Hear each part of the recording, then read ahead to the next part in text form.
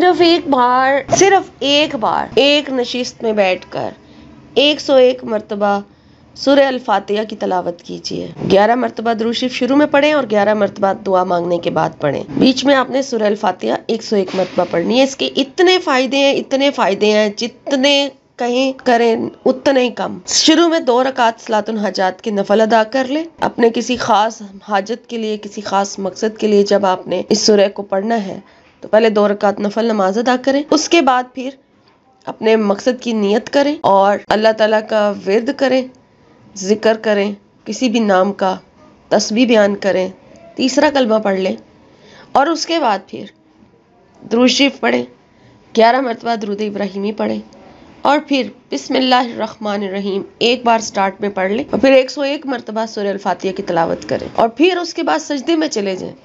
सजदे में जाके दुआ करें और दुआ करने के बाद फिर आप दुरूद शरीफ पढ़ें और आमीन कह के चेहरे पे हाथ फेर लें। ये इतना गारंटेड और सॉलिड अमल है। सूरह अल-फातिहा कितने इसके फ़ायदे हैं, इसका तर्जुमा पढ़ के देखें।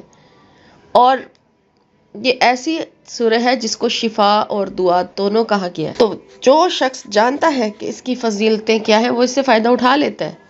आप भी पढ़ के देखें। मैं ख़ुद बाकायदगी से पढ़ती हूँ, मगर मेरी जो तादाद है मैं डेली इसको 41 टाइम पढ़ती हूँ, सुबह फजर की सुन्नतों के और फ़र्ज़ों के दरमियान में। मेरी रूटीन है कि मैं बाकायदगी से सूरह अल-फातिहा को 41 मरतबा रोज़ाना पढ़ती हूँ। आप 101 मरतबा ये वजीफ़ा बयान कर रही हूँ आपसे, क्या वजीफ़ा करके देखें इसका। जो लोग मोहब्बत में परेशान हैं, ख़ास तौर पर मोहब्बत के हवाले से ये बहुत ज़बरदस्त वजीफ़ा है जो मैंने आपसे शेयर किया है।